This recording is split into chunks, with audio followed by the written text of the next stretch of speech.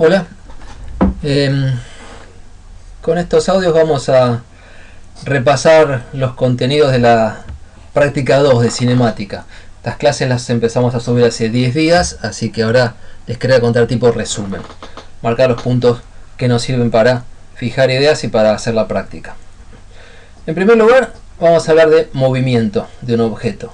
Y hablar de movimiento es describir la posición que vamos a poner respecto a un sistema de coordenadas en función del tiempo.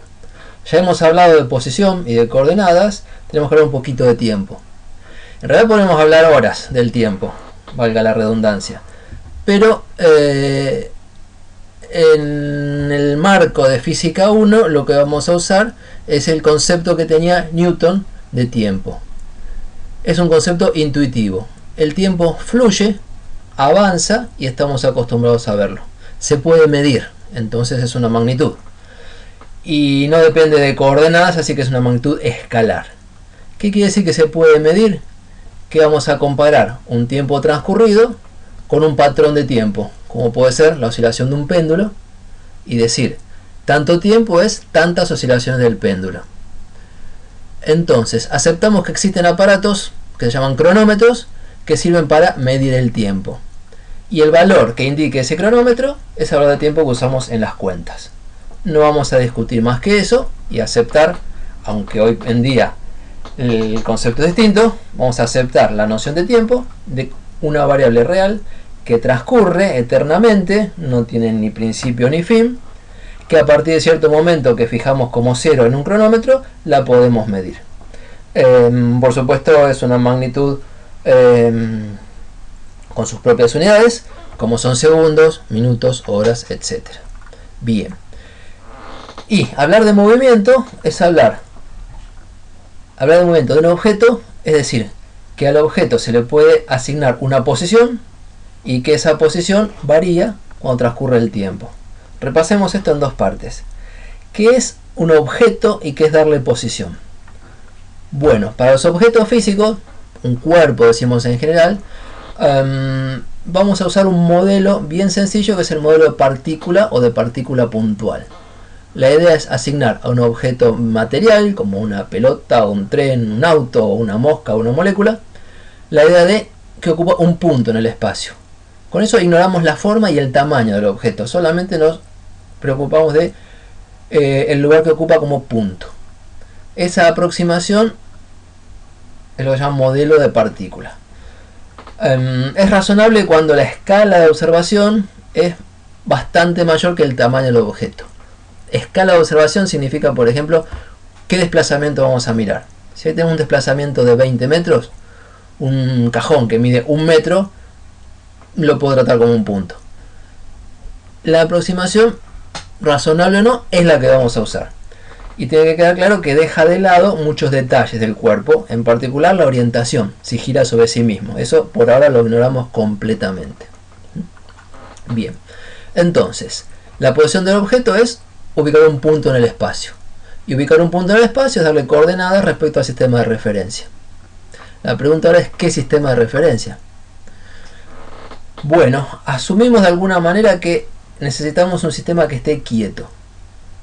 Y entonces algo se mueve o no se mueve si cambia su posición respecto de eso que suponemos quieto. ¿Pero hay algo quieto en el universo?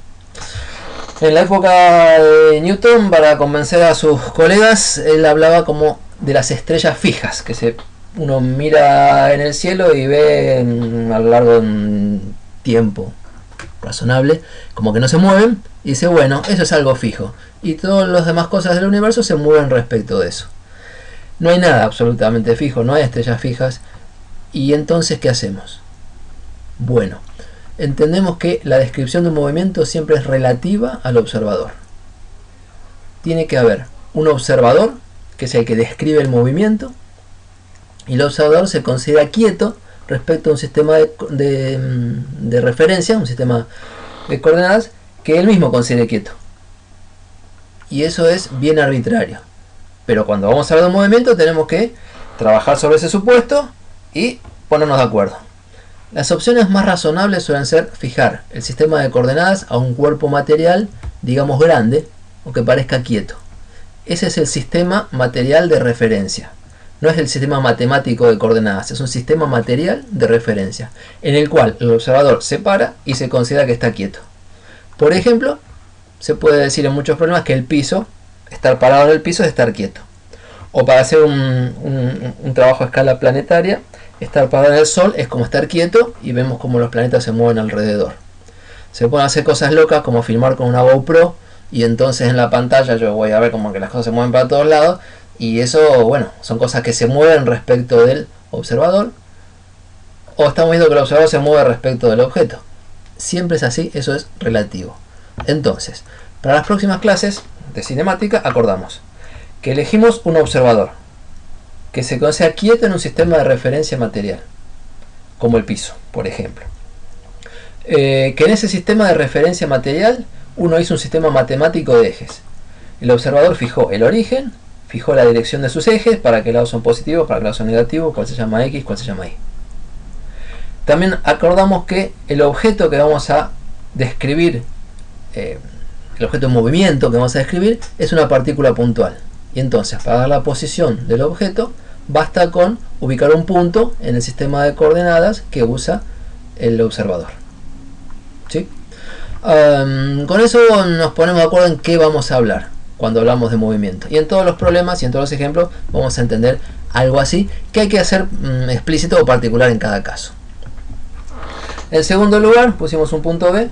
Decimos que para hablar de decimos que un objeto está en movimiento respecto al observador cuando la posición que mide el observador va cambiando en el transcurso del tiempo.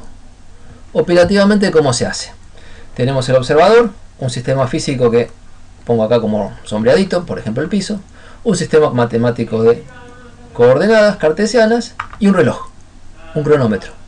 Entonces, podemos leer en el cronómetro el valor del tiempo, sacar una foto de lo que pasa en ese momento y al objeto ubicarlo con una posición. Y después pensar que a distintos valores de tiempo, cuando el tiempo transcurre, la posición R varía con el tiempo. R acá es el vector posición de la partícula respecto del observador. Entonces, en este recuadrito estamos resumiendo todo. El vector posición R es una función del tiempo. Leemos R depende de t, R de t o R es función de t. ¿Qué quiere decir función? Como han visto en matemática, podemos pensar una tabla de valores. Registramos los valores de la variable independiente, que es el tiempo, 0 segundos, 1 segundo, 2 segundos, lo que quieran. Y para cada valor de tiempo registramos lo que dice la foto del objeto, su posición en el sistema de coordenadas. Un valor de X, un valor de Y y un valor de Z. Componen las coordenadas del punto en el sistema. Y cuando el tiempo es distinto, las coordenadas son distintas. Y cuando el tiempo es distinto otra vez, las coordenadas son distintas otra vez.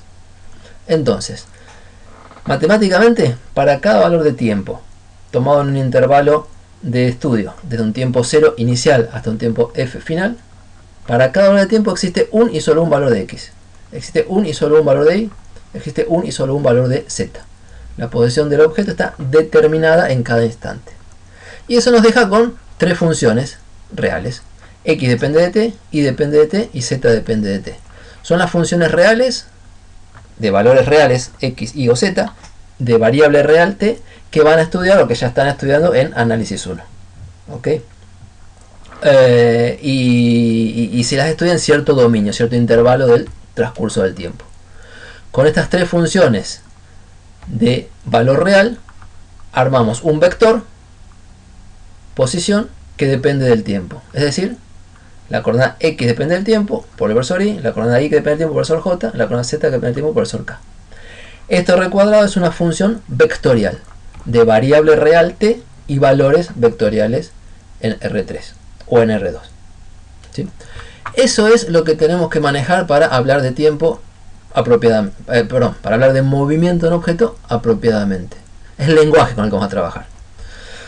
Fíjense que cuando transcurre el tiempo, la partícula va adoptando distintas posiciones y entonces uno puede coleccionar o pintar todos los lugares que ocupa la partícula y va a describir lo que se llama la trayectoria. A nivel funciones, la trayectoria del movimiento es la imagen de la función r de t. Imagen, recuerden de matemática, es el conjunto de valores que toma la función vectorial cuando la variable anda por todo el dominio. Es el conjunto de puntos visitados por el objeto. Si de esta tabla de valores ponemos muchos valores y ponemos los distintos puntos que ocupó el objeto en el sistema de referencia del espacio, vamos a tener como una colección de puntos.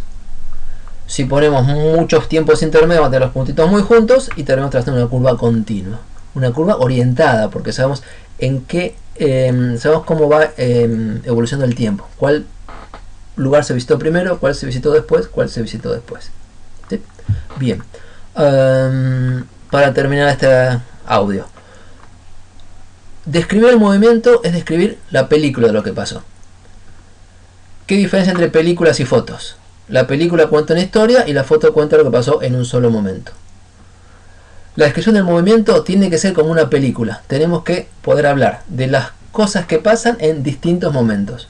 No es un cálculo de qué pasó al final, es la descripción de qué pasó en todo momento. Momento es una lectura del cronómetro, un valor de t. Lo que pasa en un valor de t es que la partícula ocupa una posición. Es como sacar una foto y ver las coordenadas del punto que ocupa la partícula. Y quiero insistir que nos interesa toda la partícula, toda la película, no solo el final.